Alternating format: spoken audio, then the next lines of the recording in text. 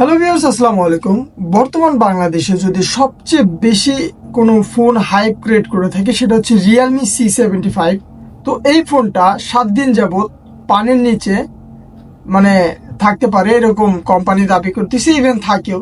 So আমরা কি phone কি পানির নিচে ব্যবহার করব? সো আজকের ভিডিওতে আপনারা ক্লিয়ার হয়ে যাবেন 20,000 টাকা বাজেটের ভিতরে এই ফোনটা আপনার নেওয়া আদৌ উপযোগী হবে কি হবে না।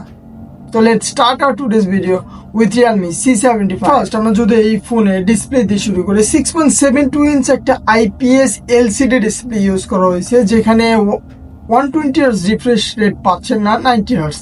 তো 2025 সালে এসে 90 হার্টজ রিফ্রেশ রেট এটা একদমই কম। তো তারপর আবার IPS LCD ডিসপ্লে। তো ওভারঅল বলতে গেলে সব বিচার বিবেচনা করলে ডিসপ্লে থেকে সব দিক থেকেই পিছিয়ে থাকবে, বোঝাই গেছে। কারণ আপনি কন্টেন্ট ভালোভাবে দেখে মজা পাবেন না। দেন হচ্ছে আপনি চাইলে এখানে হায়ার রিফ্রেশ রেট পাইতেছে না, মানে গেম খেলার সময় একটু প্যারা লাগতে পারে। আর যদি এই ফোনে আমরা চিন বেজেলের কথা বলি, এটা তুলনামূলক চিকন রাখার চেষ্টা করছে, বাট এর যে ফিঙ্গারপ্রিন্ট সেন্সর সেটা হচ্ছে সাইড মাউন্টেড।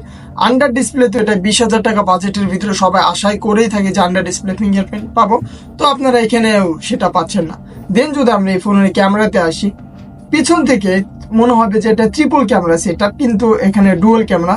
সো ওভারঅল এই ফোনের ক্যামেরার ডিজাইনটা কিন্তু আসলে মারাত্মক রাখছে, যেটা দেখতে ভালো লাগতেছে।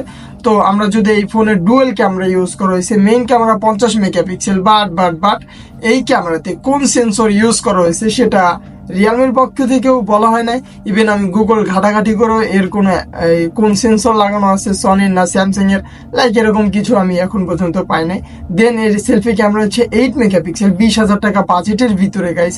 50 মেগাপিক্সেল ক্যামেরা আর একটা সেন্সর, সেটা কোন কাজে লাগবে তাও আমরা শিওর না, বাট সেলফি ক্যামেরার দিকে তাকালেও সেখানেও এই ফোনটা পিছিয়ে থাকবে। 8 মেগাপিক্সেল সেলফি ক্যামেরা, যেখানে 1080p আপনার 30-60 fps ভিডিও করা শুট করতে পারতেছেন। সো ওভারঅল বিবেচনা করলে ক্যামেরাতেও ফোনটা পিছিয়ে থাকবে। দেন যদি ডিসপ্লের কথা বলি, 20,000 টাকা বাজেটের ভিতরে এই ফোনটা আসলে ভ্যালু ফর মানি কোনো দিক থেকেই আসে না।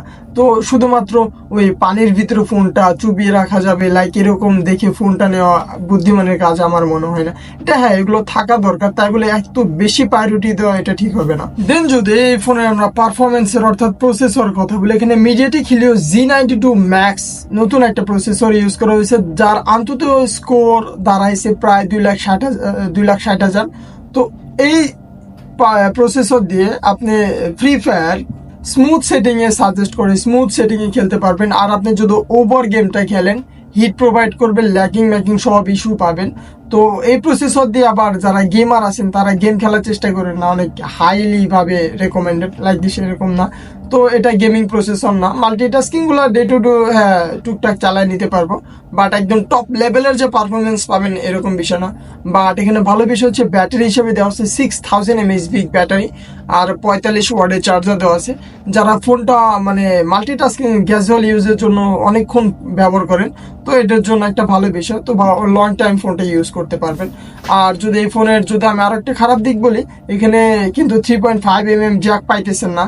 আর সবচেয়ে ভালো বিষয় এই ফোনের হচ্ছে অনেক শক্ত একটা ফোন, যেটা দিয়ে আপনি যারা বাচ্চা আছে তারা যদি ফোনটা ফালাও দেয় তো ফোনটার কোনো ক্ষতি হবে না। IP66, 68, 69 সোজা কথা ওয়াটার রেজিস্টার একটা ফোন, পানির ভিতরেও ফোনটা পড়ে গেলে কিছু হবে না। বাট এটা থাকলেও কি নর্মাল ফোন যদি আপনি পানির ভিতরে পড়ে যায় তারপরে উঠালে ফোনটা ইজিলি মানে রান করে।